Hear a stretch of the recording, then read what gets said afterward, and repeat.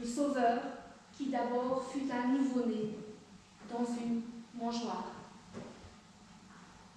Tandis que le ciel jubile, la terre se tait, comme aujourd'hui encore. Viens Seigneur, viens nous rejoindre, sois avec nous par ton esprit, que ton espoir remplisse nos cœurs, que ta lumière remplisse nos yeux. Amen.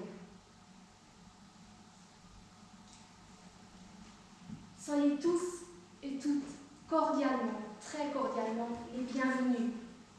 Ceux qui sont d'ici, de Grand-Val ou de Moutier, ceux qui viennent de Vienne ou d'ailleurs, vraiment. Nous voilà ici, nous sommes 25, je pense, avec l'équipe, une trentaine.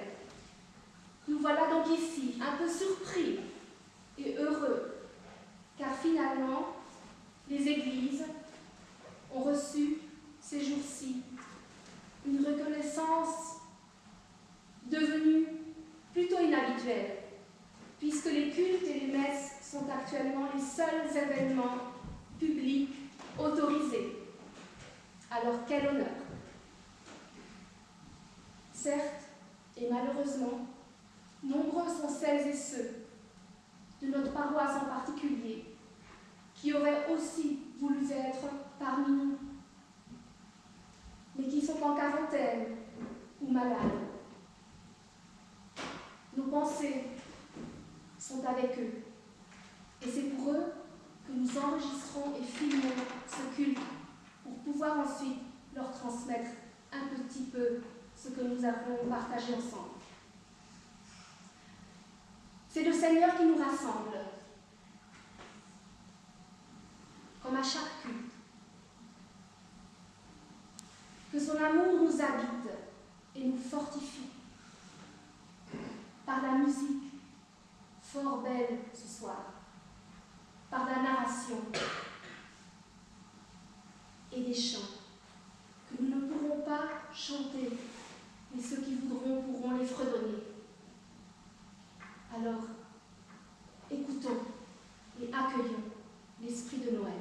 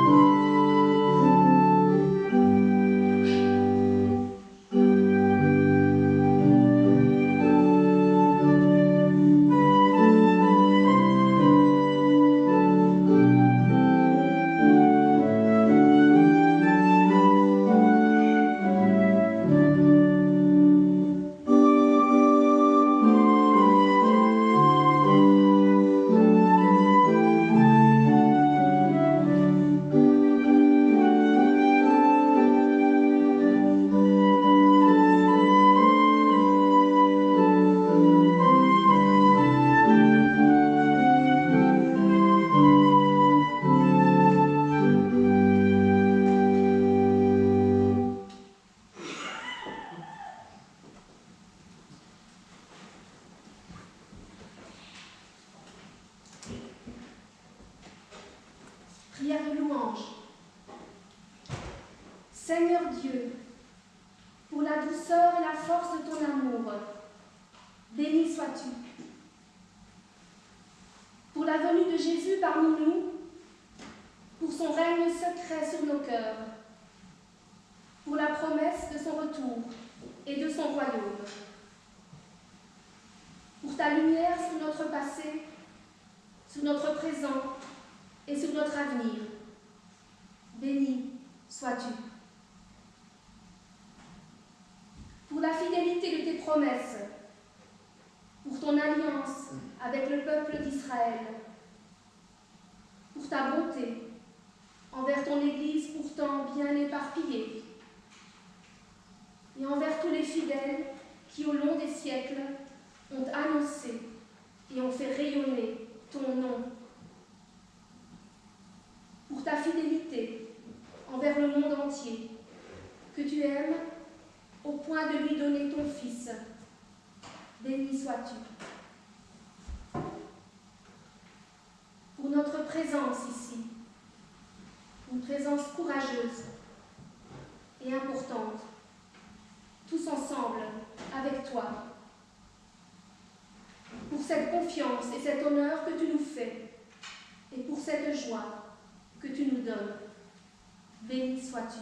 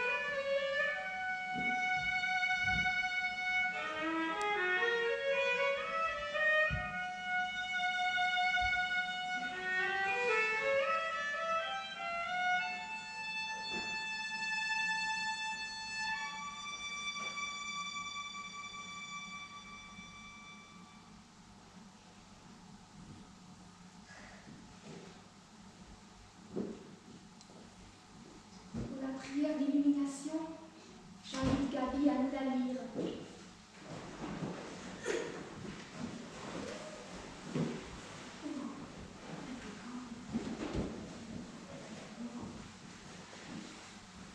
La prière d'illumination qui a comme but de nous illuminer, de nous éclairer l'esprit pour être prêt à accueillir la parole des écrits bibliques. Et cette fois-ci, nous n'aurons pas une lecture comme pendant les autres cultes, mais la narration de la Nativité.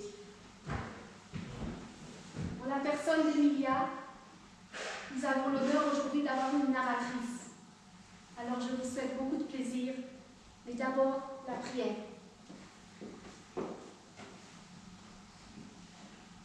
Prions la prière d'illumination. Ouvrez les portes de nos cœurs, Seigneur. Donnons-nous de savoir le voir. Ce que tu es venu nous dire, donne-nous le savoir de l'entendre. Ce que tu es venu faire pour nous, donne-nous le savoir le reconnaître. Et entraîne-nous à ta suite pour que nous vivions de ton projet. Les portes de nos cœurs, ouvrez-les.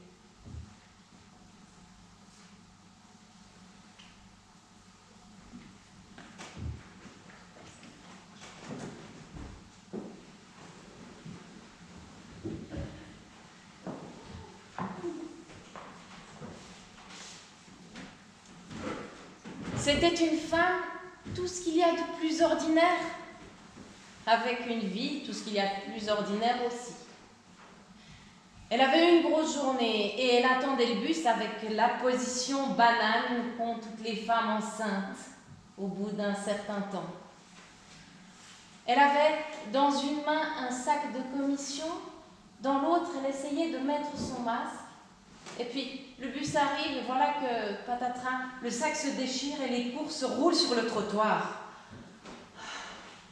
Alors, qu'est-ce qu'on aurait envie de lui dire ? Eh bien, On hausserait les épaules et on lui dirait « C'est pas grave, ça arrive à tout le monde. » C'est pas grave, non.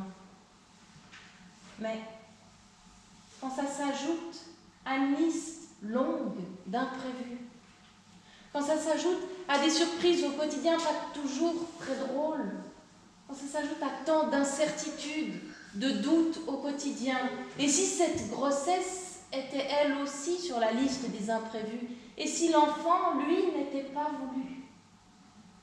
Alors non, c'est pas grave, c'est difficile, tellement difficile. Et si cette femme, elle s'appelait Marie?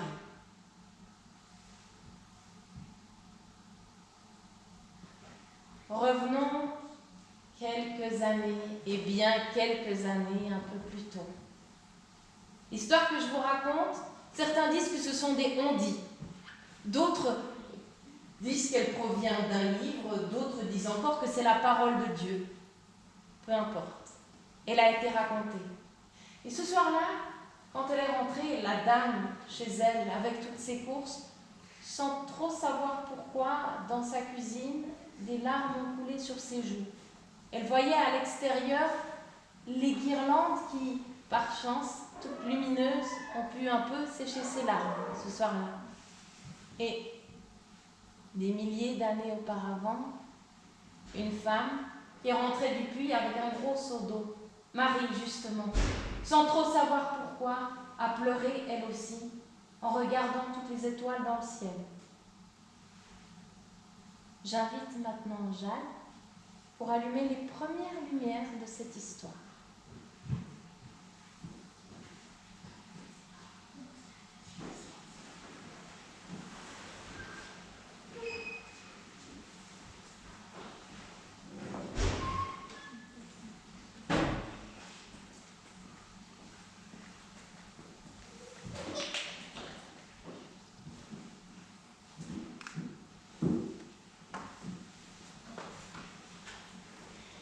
C'est ces guirlandes lumineuses qui ont séché les larmes de cette femme. Et puis, maintenant vous connaissez son nom, celle de notre histoire, Marie.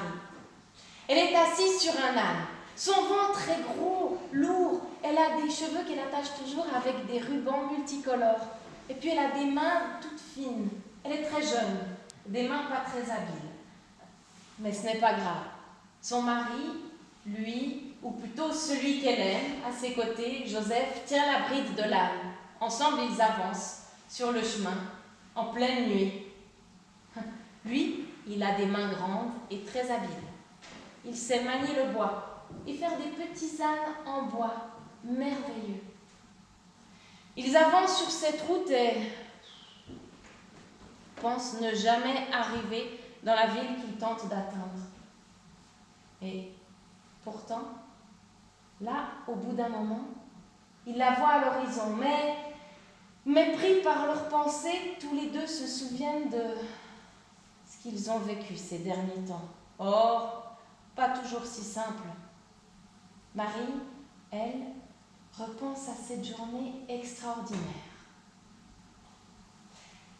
C'était une fois où elle pliait chez elle, toute seule, des draps de cueillette. Elle aimait cueillir beaucoup les filles. Et puis, ce jour-là, eh bien, une fois qu'elle les avait tous bien empilés, elle a entendu la porte du jardin grincer. Étrange. Elle n'attendait personne pourtant. Et quand elle se retourne, elle voit dans l'embrasure de la porte une silhouette qui la regarde. Mais qui était-ce donc? Toute faite de lumière, ou plutôt à contre-jour, c'était difficile de distinguer. Était-ce un homme? Était-ce une femme? Et puis, cette personne avait une position étrange, ni totalement les pieds dans le sol, ni totalement en direction du ciel. Tous les deux se regardent, et Marie recule. Et puis, tout à coup, elle entend sa voix. Marie, Dieu est avec toi.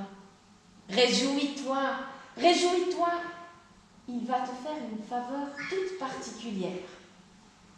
Elle, ne sachant trop que penser, frotte tout contre ses doigts son vêtement pour se rassurer. Et la voix reprend, n'aie pas peur. Dieu va te partager son amour. Il fait quelque chose pour toi d'extraordinaire. Tu vas mettre au monde un enfant. Il s'appellera Jésus et il sera important. Tellement important qu'il deviendra roi. Roi par-dessus les autres rois. Roi d'un peuple, le peuple d'Israël. Et sa puissance sera si grande qu'elle ne s'arrêtera jamais. Marie, si jeune encore, on ne croit pas ses oreilles. Et enfin, elle vit seule. Il y a bien quelqu'un qu'elle aime, oui, mais ils ne sont pas mariés. Comment cela serait-il possible? Et comme si la silhouette avait entendu ses pensées, elle lui dit, tu seras couverte, comme recouverte d'une ombre. Ce sera le Saint-Esprit, il viendra sur toi. L'enfant que tu mettras au monde sera appelé Fils de Dieu.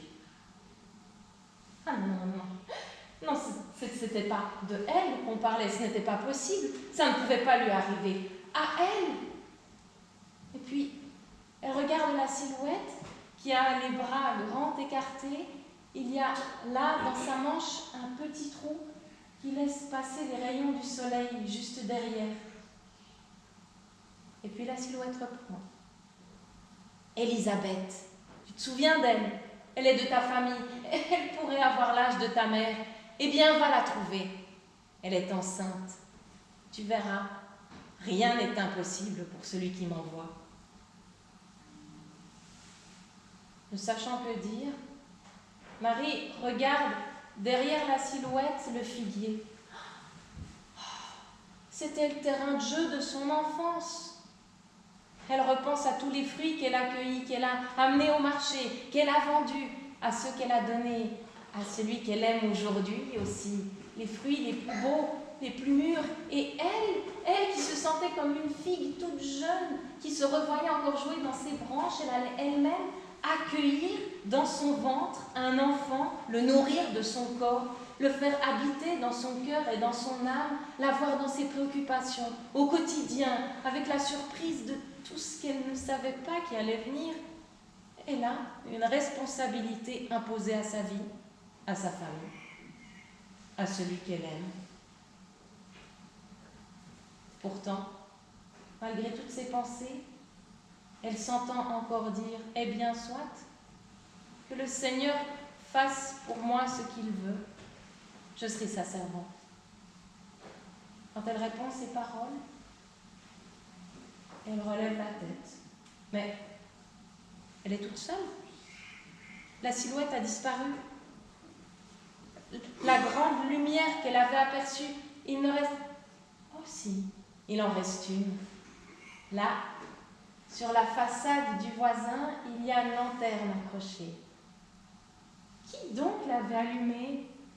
Était cette silhouette ou quelqu'un d'autre? Et j'invite Zoé qui peut nous allumer la deuxième bougie.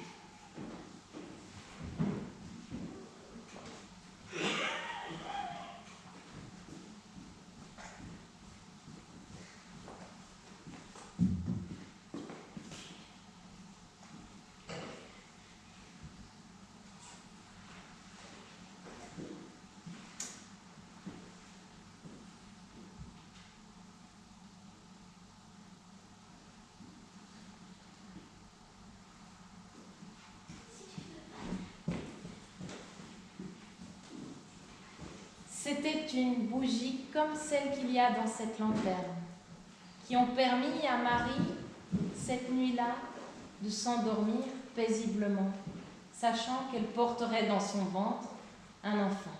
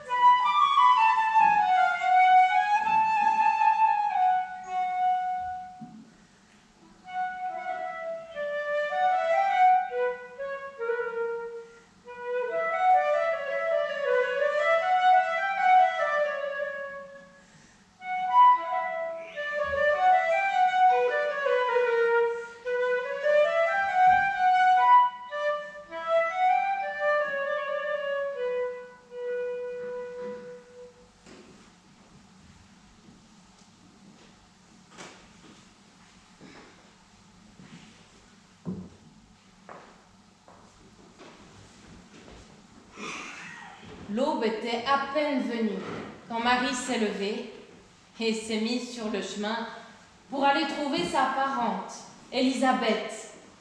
Non, c'était pas possible. Impossible qu'Élisabeth soit enceinte. Elle le savait. Ce qu'elle avait dans sa mémoire, ça avait dû être un songe, un rêve d'une nuit.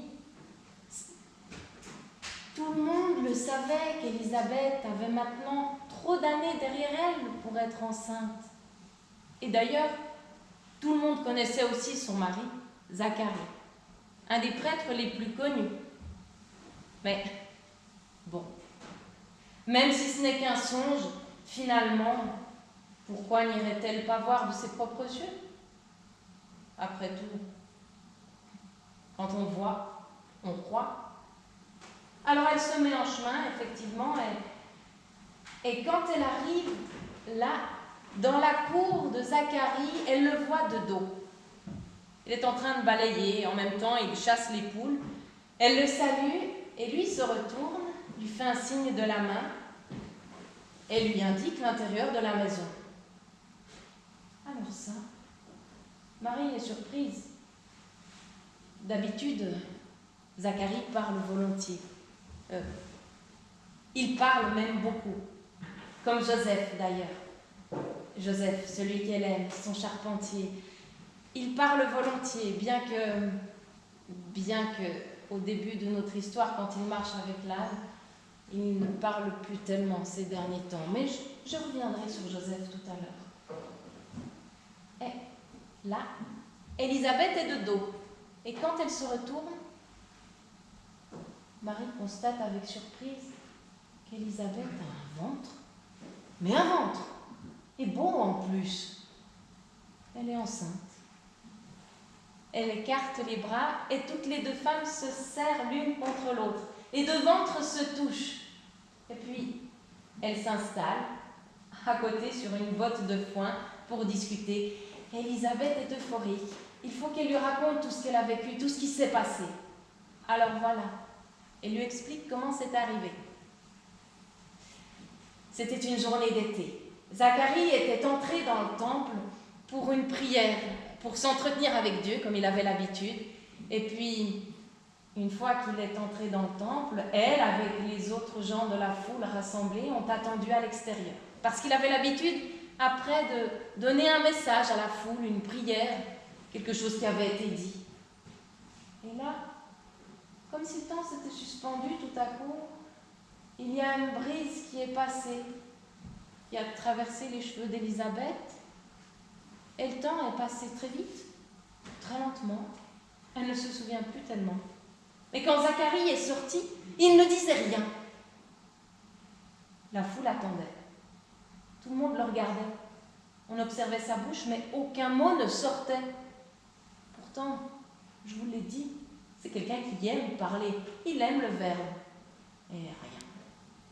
Alors elle, un peu honteuse, gênée de cette situation, l'empoigne par la main, le tire à la maison et lui dit « Enfin, pourquoi ne dis-tu rien? Tout le monde attend. On veut que tu nous dises quelque chose. Maintenant, tu es seule avec moi. Tu peux me dire les choses. » Mais rien. Zacharie était muet. Tout ce qu'il parvenait à faire, c'était caresser le ventre d'Élisabeth et lui faire de grands sourires. Et puis, elle a compris. Elle avait dans son ventre un enfant.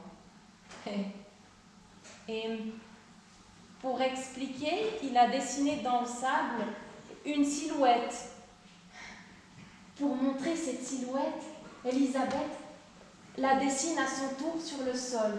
Ainsi, Marie pouvait la voir. Avec un grand tissu de longues manches et un petit trou.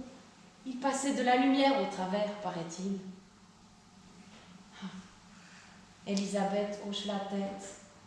À mon avis, Zacharie n'a pas cru. Je suis sûre que s'il avait cru, s'il avait eu confiance, il aurait gardé la parole. C'est depuis ce jour qu'il ne dit plus mot. Et Marie n'en croit pas ses oreilles. À son tour, elle parle du messager qui est venu auprès d'elle. Elle lui explique tout ce qui s'est passé. Élisabeth, surprise, lui dit « Tu sais, tout à l'heure, quand nous nous sommes serrés dans les bras, j'ai senti dans mon ventre l'enfant qui sautait de joie comme pour saluer celui qui allait venir dans le tien. » Enfin, les deux femmes se disent au revoir et Marie, encore toute habitée de cette merveilleuse aventure, retourne jusqu'à chez elle. Habitée, oui, ça, on peut le dire. Les paroles qu'elle avait entendues par le messager étaient en elle, dans son âme, dans son cœur, dans son esprit, la remuette partout. Et elle se disait aussi que maintenant, sans trop savoir pourquoi, elle avait l'impression que la solitude, elle ne la connaîtrait plus jamais, que tout était différent. Et puis avant de s'endormir le soir, elle regarde la petite loupiote qu'elle a depuis qu'elle est enfant, une veilleuse qu'elle a auprès d'elle. Et elle dit tout bas, « Seigneur,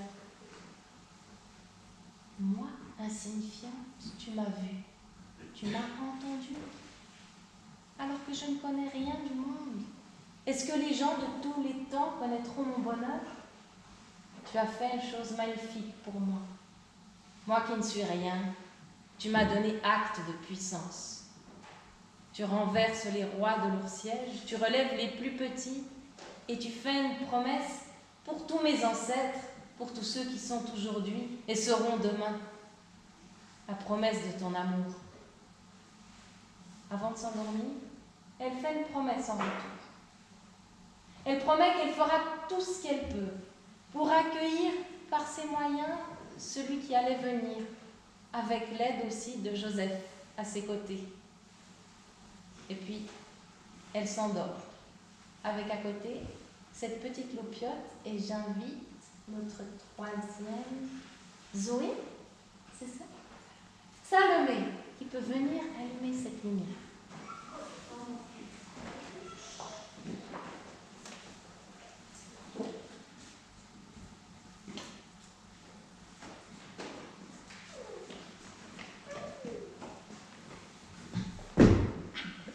Elle est accompagnée, pas d'un âne, mais presque.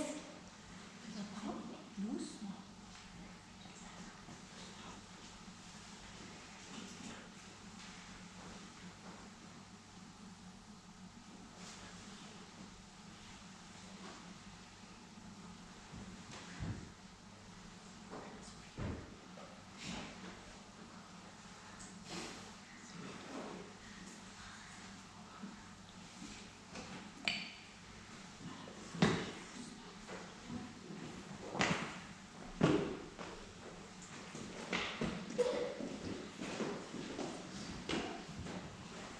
Et c'est ainsi que, sans unir son corps à celui de Joseph,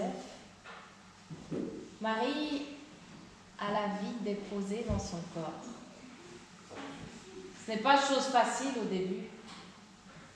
Je vous ai dit, nous étions tout à l'heure sur un chemin avec l'âne, les bagages qui font bolom, bolom. Et Joseph et Marie qui avancent, lui, sur ce chemin, il repense à toutes les pierres qui ont été posées sur sa fenêtre. Les nouvelles vont vite, toujours trop vite. Le bouche à oreille, vous savez ce que ça fait dans une région qui n'est pas très grande.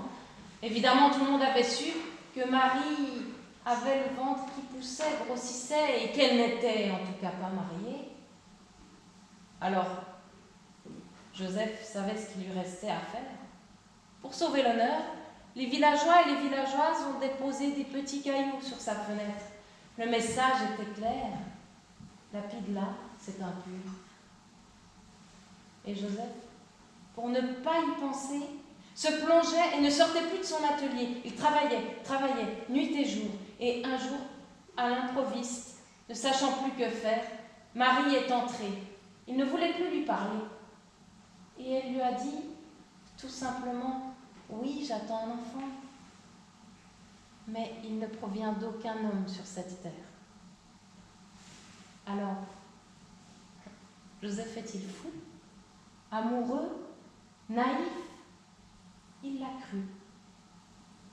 Et il a été prêt à devenir le père de terre de cet enfant. voici comment les jours ont passé et le petit ventre qui à la base faisait la taille d'un pomelo est devenu un peu plus tard un peu plus quand même, une bonne pastèque jusqu'à être pratiquement prêt à exploser ce soir-là. Et la ville qui venait toujours pas, car au bout d'un fallu se mettre en route en raison de Quirinus. L'empereur demandait à ce que chacun et chacune aille faire s'inscrire les gens dans la ville de leurs ancêtres. Un recensement.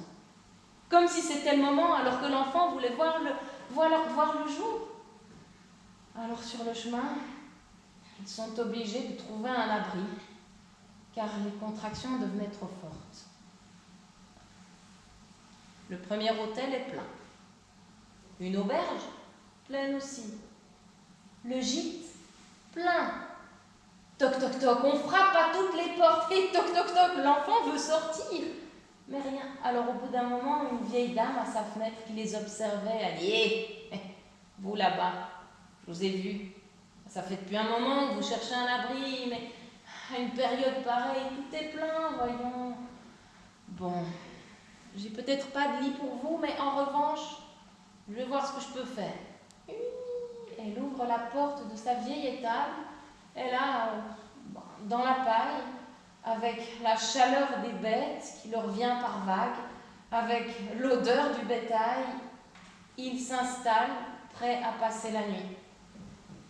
La paille et le foin piquent sous eux. Joseph aide Marie à se coucher. Et là, on voudrait bien dormir. Mais l'enfant, lui, dans le ventre, n'a pas du tout envie de dormir.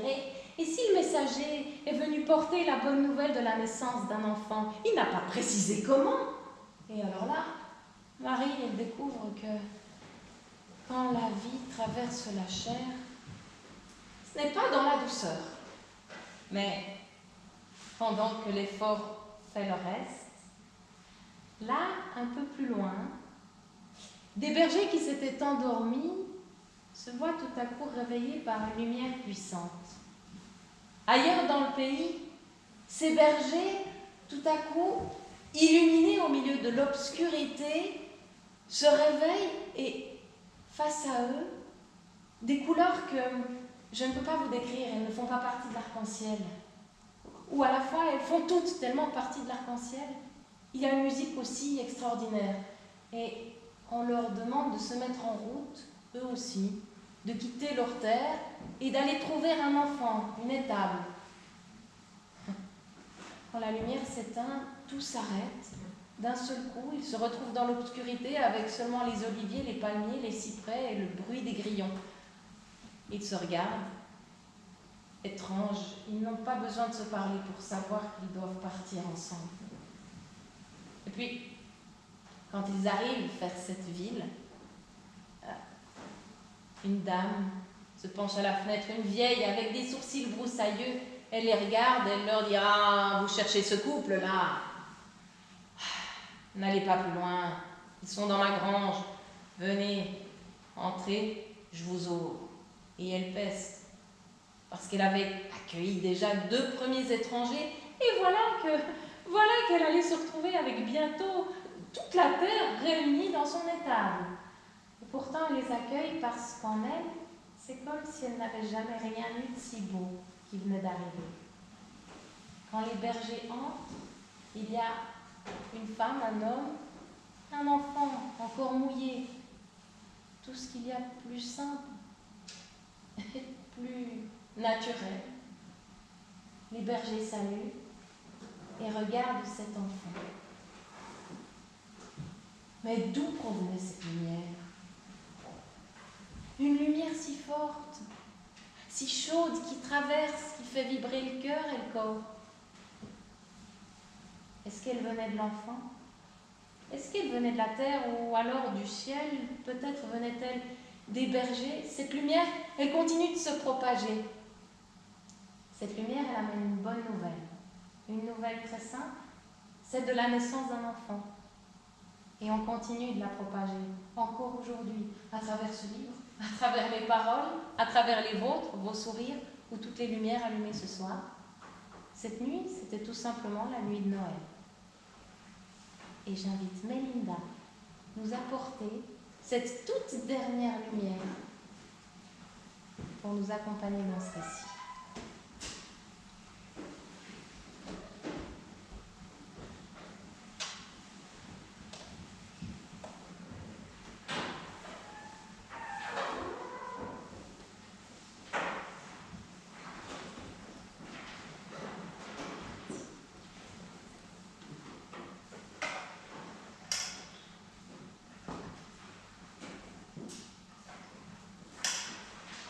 Voici Noël.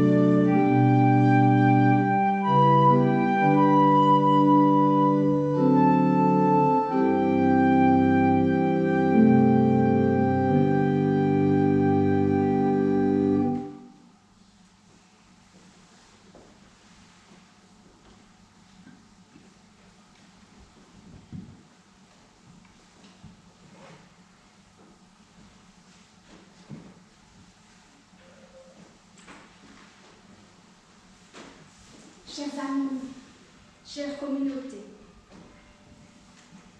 il y a ce récit de Noël, une situation compliquée, mais au retournement extraordinaire. Et à la fin, une sensation de paix.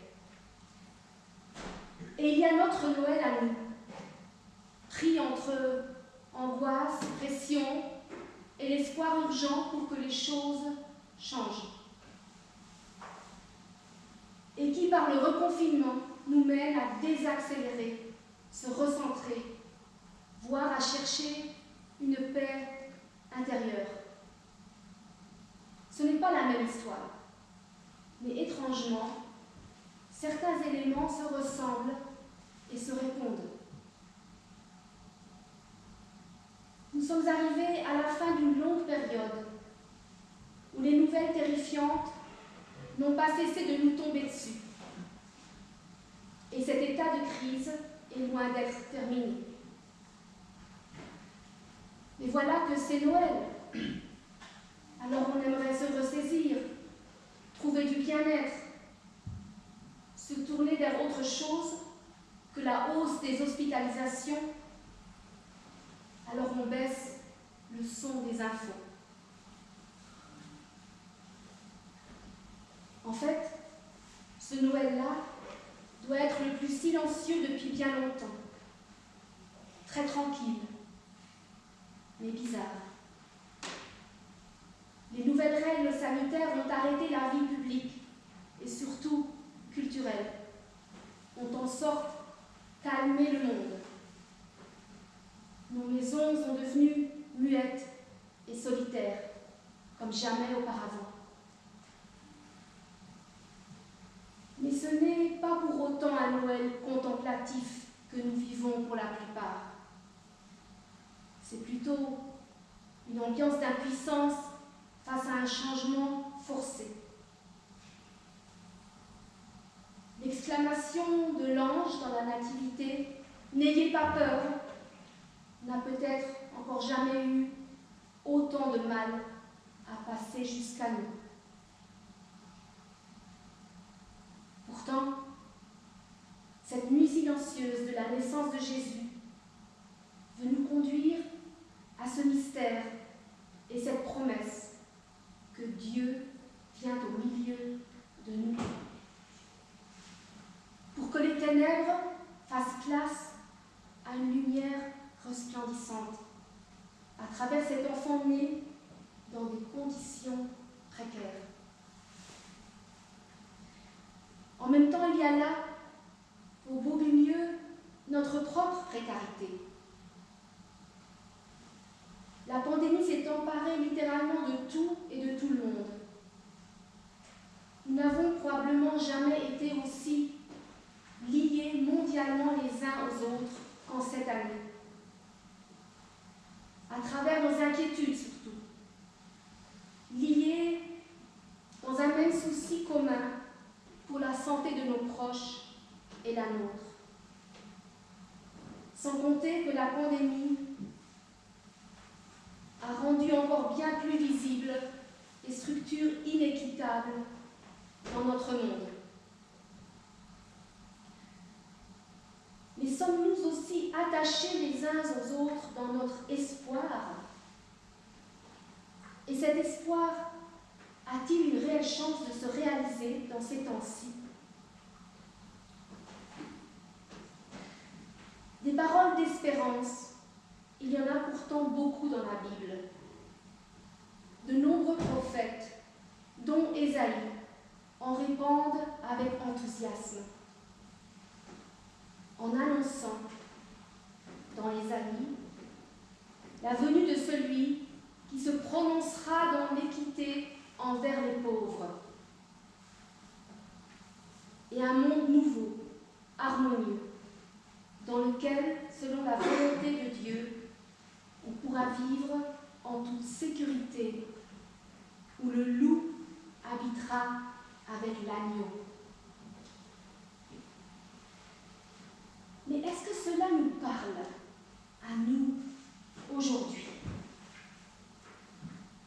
Ou est-ce simplement une illusion pieuse qui ne peut pas pénétrer l'obscurité actuelle? Et pourquoi s'intéresser à un monde si lointain et si ancien? Pourquoi devrions-nous nous diriger vers l'annonce d'un nouveau royaume de paix, alors que nos préoccupations et nos problèmes actuels sont tout à fait différents, beaucoup plus tangibles et bien plus brûlants? Nombreux sont ceux qui s'enfoncent dans des pensées sombres ces jours-ci. Ils se demandent comment et pourquoi Dieu a pu laisser cette infinie souffrance s'étendre sur toute l'humanité. Et la question « Où es-tu, Dieu ?» nous hante quand nous lisons les chiffres de la mort et que nous voyons les images désastreuses des victimes. Et c'est pourquoi nous sommes soulagés d'avoir au moins un espoir solide, le vaccin, qui nous fera bientôt vivre normalement, espérons. Et puis de savoir que dans notre pays, nous sommes entre de bonnes mains médicales, ainsi que l'espoir justifié que notre système politique et économique est suffisamment stable pour que nous ne finissions pas par nous battre pour notre existence. Alors pourquoi avoir encore besoin de la promesse de Noël? À quoi bon l'espérance d'Ésaïe? En quoi, comme il le dit, l'esprit de sagesse et de discernement de Dieu peut véritablement ajouter quelque chose à nos espérances à nous en cette fin d'année 2020?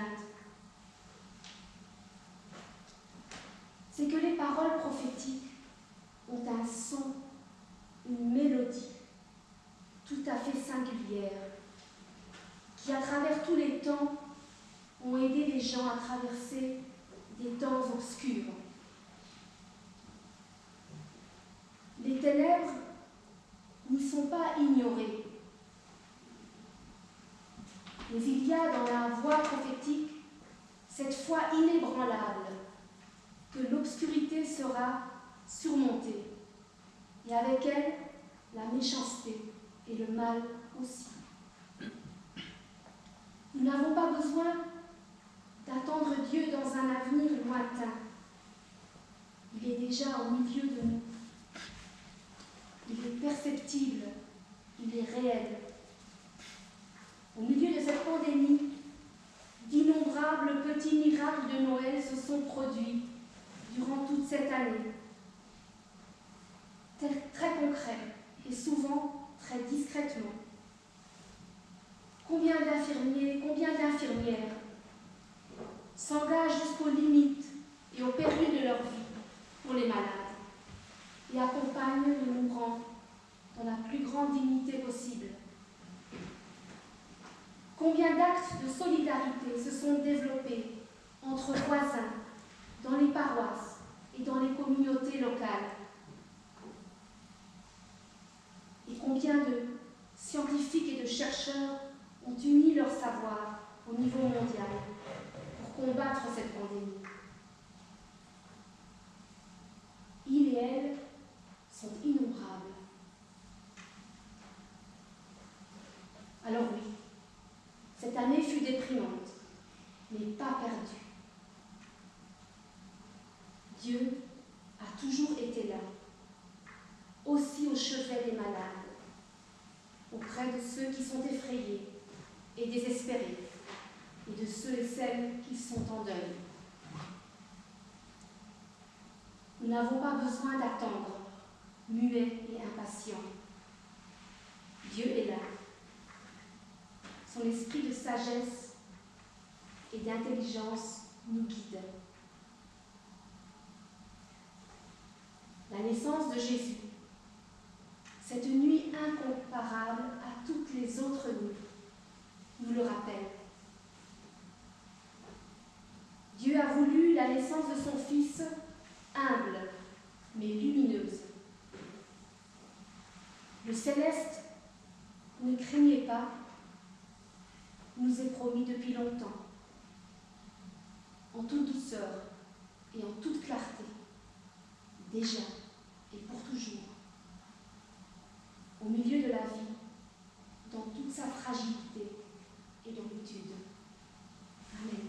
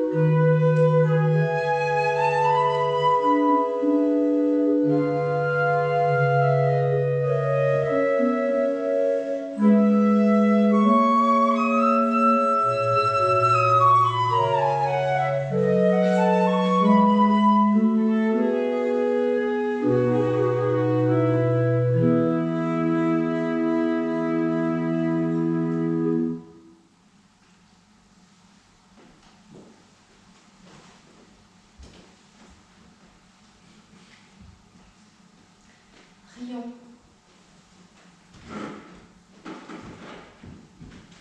Nous voici devant toi, Seigneur.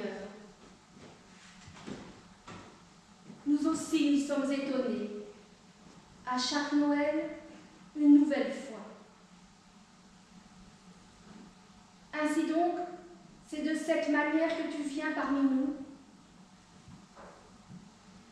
Ainsi donc, tu t'abaisses.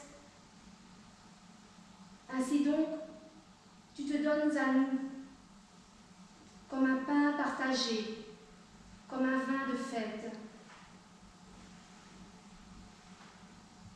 Ainsi donc, ta puissance, c'est de nous aimer jusqu'au dépouillement de toi,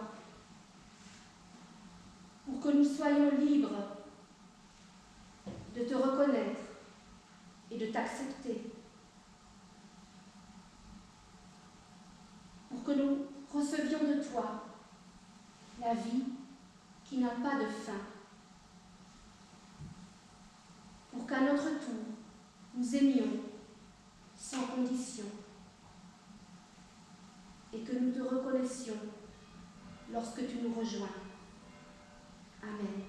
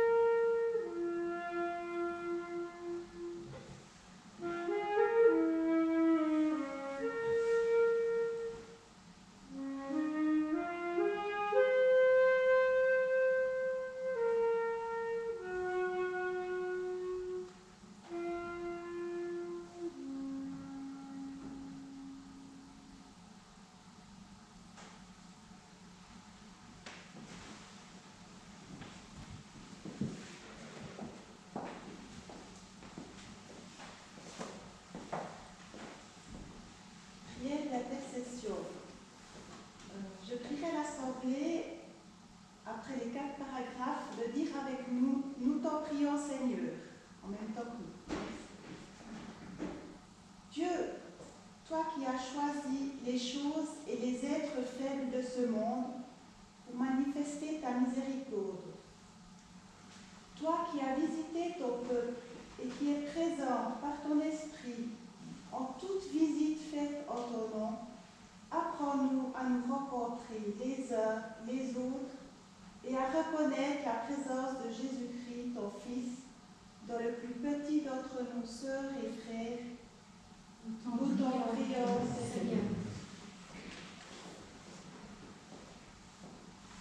Répands ta lumière sur tous ceux qui, dans la nuit du doute et du découragement, te cherchent, sans pouvoir te nommer. Nous t'en prions, Seigneur. Nous te confions les malades, tous ceux qui souffrent et tous ceux qui se sentent tristes sur leur chemin des regards doux, des mains serviables, des bras tendus. Nous t'en prions, Seigneur. Ton Église est hétéroclite et en perte de vitesse.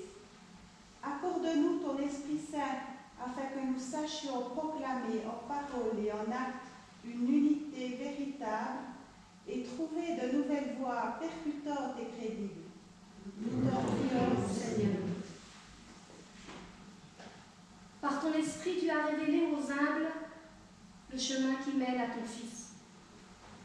Éclaire aussi les chefs des nations et tous ceux qui sont investis d'autorité et d'influence, afin qu'ils agissent sans cruauté et égoïsme, mais dans le respect de ta création et en cherchant ce qui est juste et bon pour ceux qui sont impuissants et sans défense.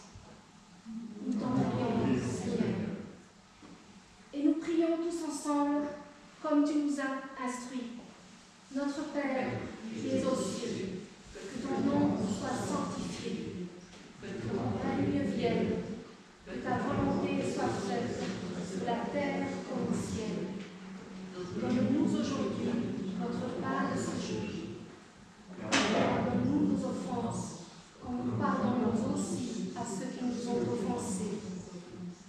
Et ne nous laisse pas entrer en tentation, mais délivre-nous du mal, car c'est à toi qu'appartiennent le règne, la puissance et la gloire pour les siècles des siècles. Amen.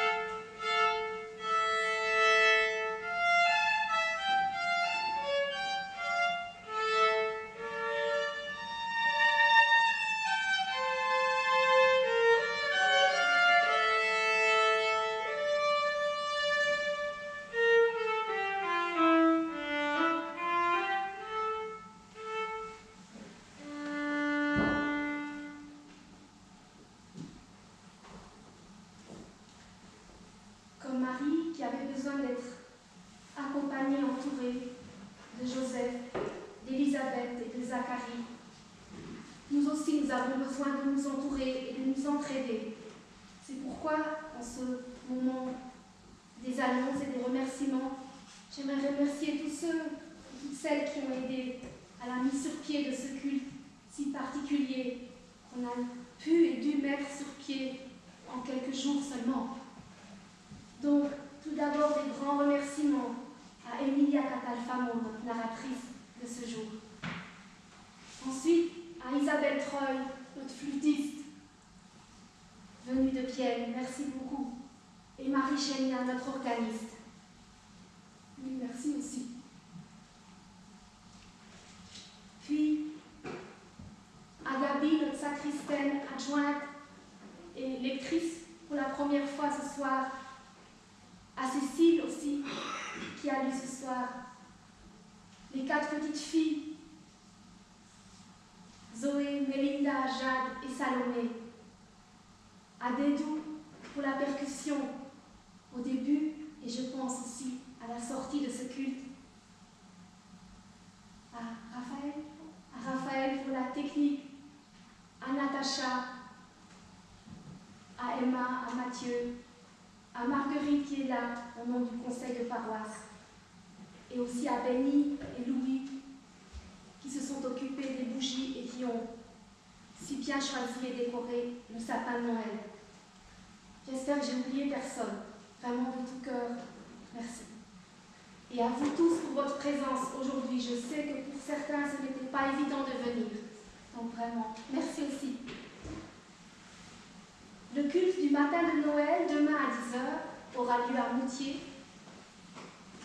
Et le prochain culte à Grandval aura lieu le 10 janvier.